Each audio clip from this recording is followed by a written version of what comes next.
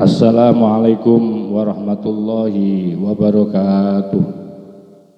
Bismillahirrahmanirrahim.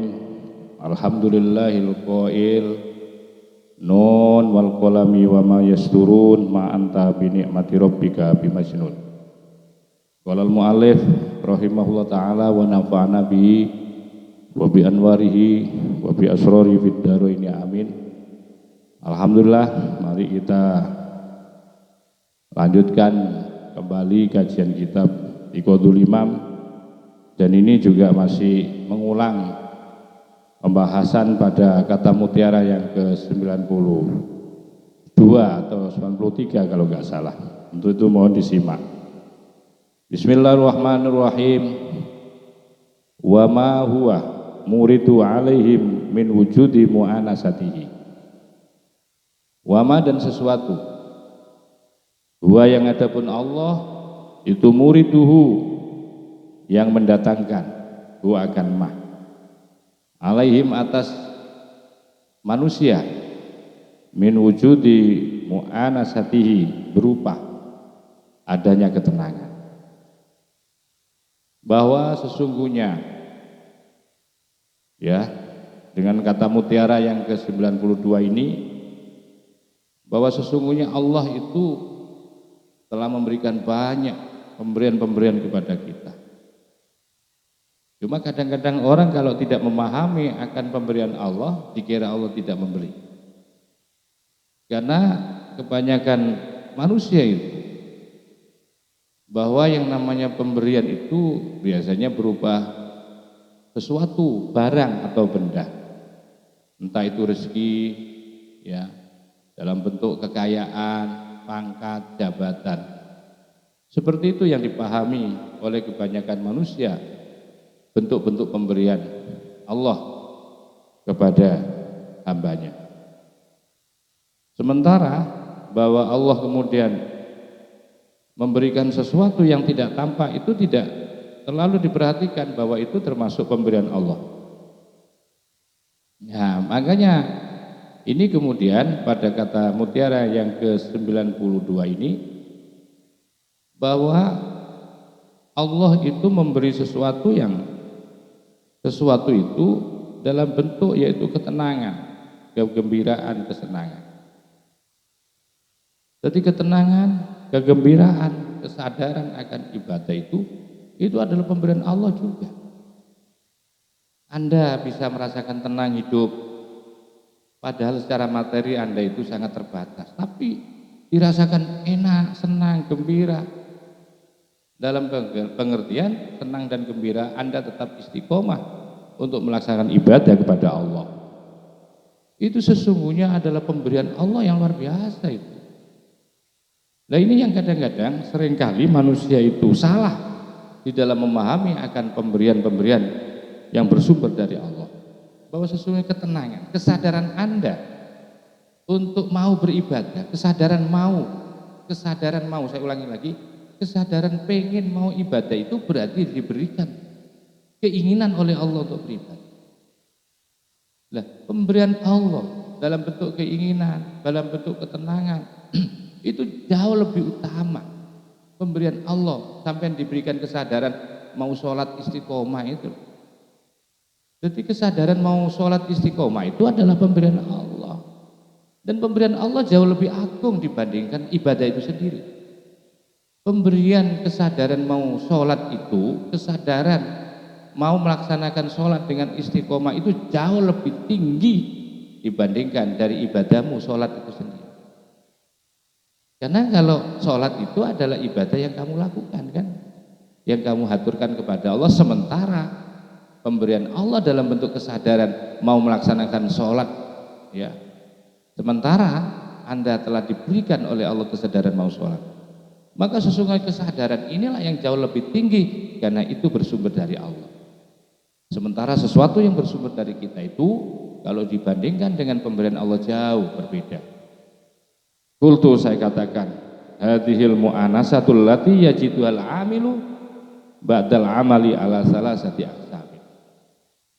Qultu, saya katakan, katanya Ibnu Ajibah, hadhil mu'anasatu, adapun ketenangan ini, ketentraman, kebahagiaan, gayemi kalau Jawanya itu. Ya, tenang, gayemi, ya. Allati yajidua, yang akan memperolehnya akan hadhil mu'anasah. Siapa al-amilu? Orang yang beramal. Ba'dal amali, setelah melaksanakan amal. Ala salasati aksamin, dibagi menjadi 3 bagian. Artinya bahwa ketenangan yang akan diperoleh, ya, jadi ketenangan itu akan diberikan oleh Allah kepada orang-orang yang melaksanakan ibadah, yang setelah melaksanakan ibadah itu dia akan merasakan, mendapatkan ketenangan. Artinya Allah memberi, karena di dalam bab mutiara yang ke-10 ini adalah menjelaskan tentang betapa Allah Maha memberi. Jadi penjelasan ini adalah penjelasan dari sekian banyak sekali pemberian-pemberian Allah kepada kita, termasuk ketenangan, ya. Allati yajiduha, yang akan diperoleh ketenangan itu oleh orang yang melakukan amal ibadah setelah melaksanakan. Itu ada 3. Pertama adalah mu'anasatul zikrin, mu'anasatul zikrin, ketenangan dari berzikir. Ketenangan zikir, ya, didapatkan, ya, diberikan oleh Allah ketenangan berzikir, sehingga kalau tidak berzikir itu rasanya nggak enak. Sehingga karena zikir itu merasa tenang, akhirnya orang itu melakukan istiqomah, terus melaksanakan berzikir kepada Allah. Itu diantaranya karena seseorang itu memang merasakan kebahagiaan dan ketenangan ketika berzikir. Wa dan adapun ketenangan berzikir ini levelnya li ahlil fanai, dimiliki oleh orang-orang, golongan orang-orang ahli fana fil af'ali, di dalam af'al-af'alnya, ada di dalam af'al-af'alnya Allah.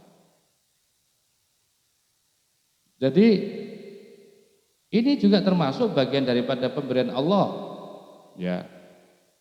Seringkali saya katakan tadi bahwa seringkali kita melihat pemberian Allah itu berupa materi, pangkat, jabatan, sementara kita tidak pernah merasakan, tidak pernah tahu bahwa sesungguhnya ketenangan jiwa, kesadaran jiwa kita itu termasuk pemberian Allah yang luar biasa. Dan ini yang terjadi, atau yang persepsi yang salah pada diri kita itu karena menganggap pemberian Allah itu masih bersifat materi. Nah, pada poin pertama, bagian pertama, bahwa Allah akan berikan orang itu dengan mu'anasatul dzikrin, ada ketenangan, ya, di dalam zikir itu ada ketenangan, sehingga karena merasa tenang di dalam zikir, maka orang itu akhirnya, ya, istiqomah lah zikirnya itu.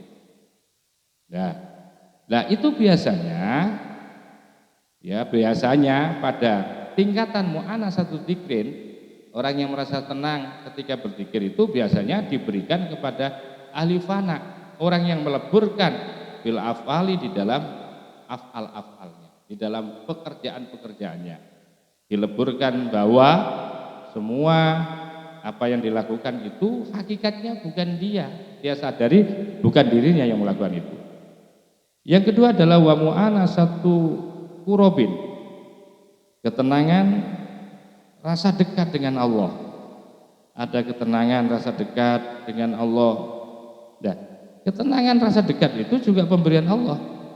Pemberian Allah dari proses, dari sesuatu yang diperoleh oleh seorang yang telah melakukan ibadah. Tentu ini perlu saya garis bawahi bahwa inilah pemberian-pemberian Allah yang dilakukan, ya, melalui proses, ya, proses spiritualitas, proses peribadatan yang dilakukan oleh seorang manusia. Jadi yang kedua adalah mu'anasatu qurobin, yaitu ketenangan, yaitu merasakan dekat dengan Allah.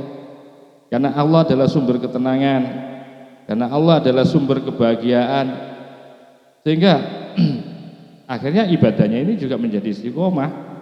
Wa huwa adapun mu'anasu qurobin itu li ahlil fana'i, dimiliki oleh orang-orang ahli fana. Artinya diberikan kepada tingkatan fana fis sifati di dalam sifat-sifatnya Allah. Jadi fana di dalam sifat-sifatnya Allah. Begitu dia menyadari punya ilmu sifatnya Allah adalah alim, maka dia ada rasa yang dekat dengan Allah. Dan kemudian menafikan dirinya, merasa hebat, merasa alim itu. Ya, jadi tidak ada merasa hebat, merasa alim. Karena apa? Karena jiwanya telah melebur dengan sifat-sifatnya Allah. Jadi ada rasa mu'anasatu qorobin, yaitu ada ketenangan jiwa karena dekat dengan Allah. Wahum adapun mereka, ya mereka ini, mereka ahlul fana fi sifat itu ahlul istisrofi. Ini biasanya diperoleh pada orang-orang yang sudah wusul kepada Allah.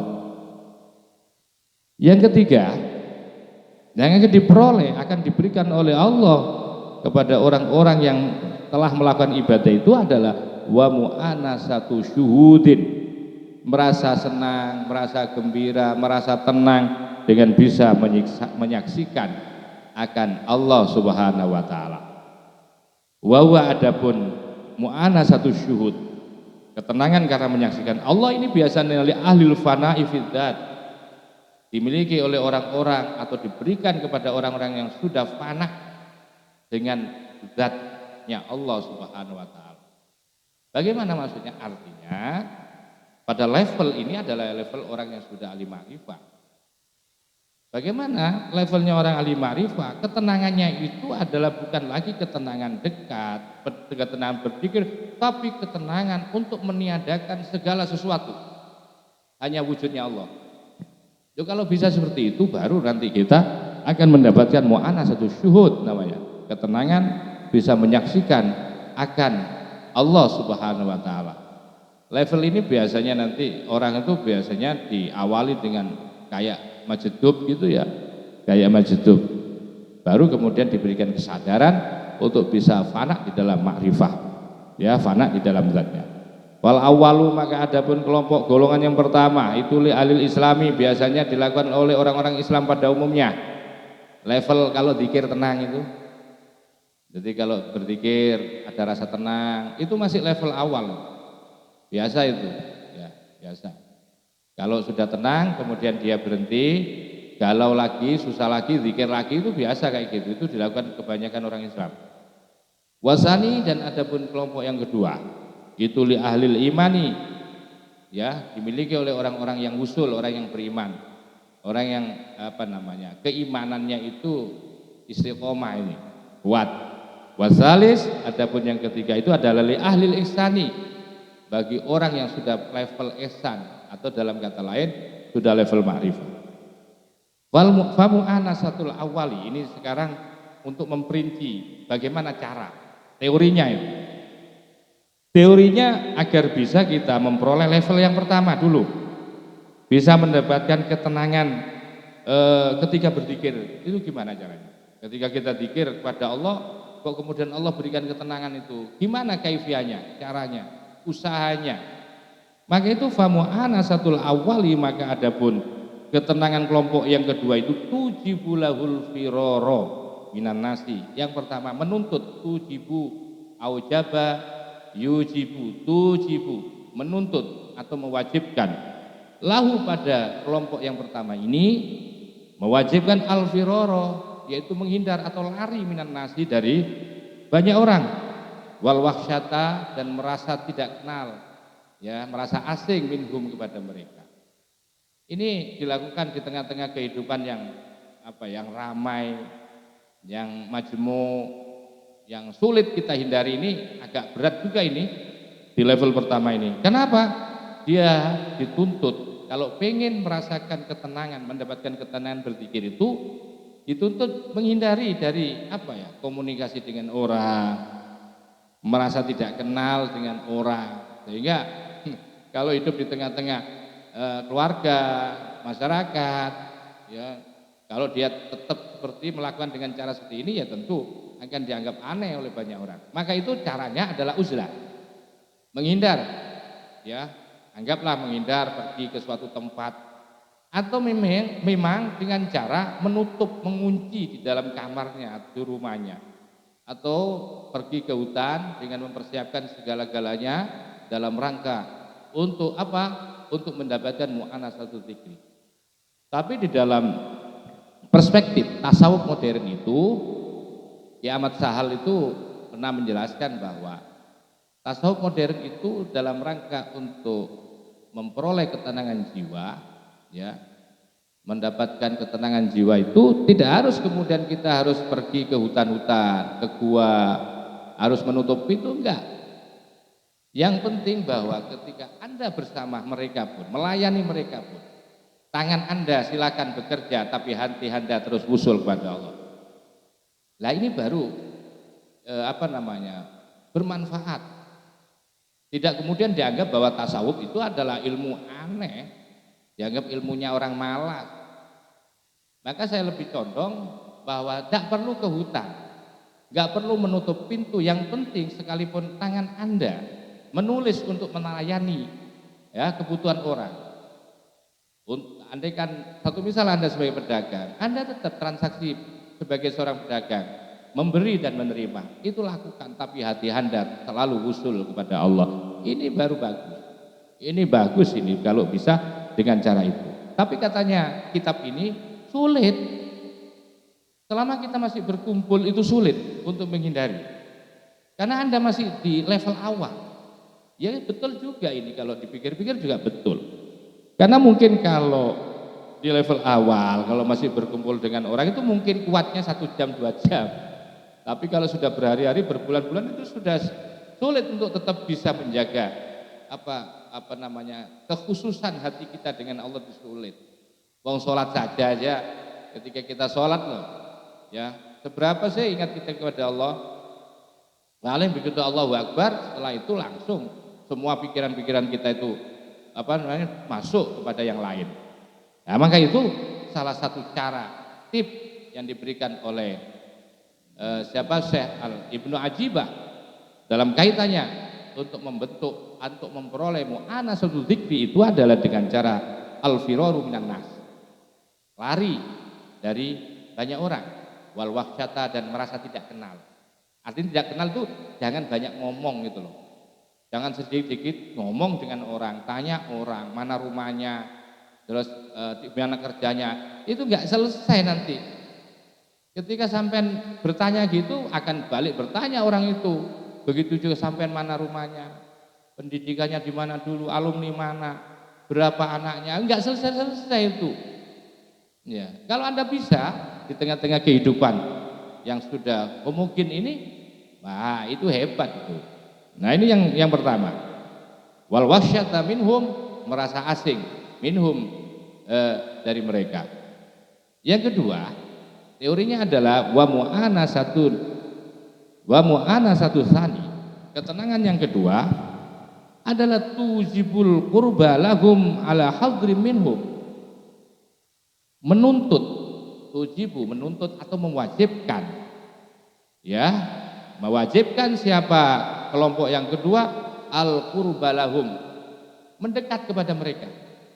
Jadi yang satu tadi itu jauh dari mereka, ya, menjauhi mereka. Kalau ini enggak, ini Anda bisa bersama mereka, mendekat mereka, mendekat.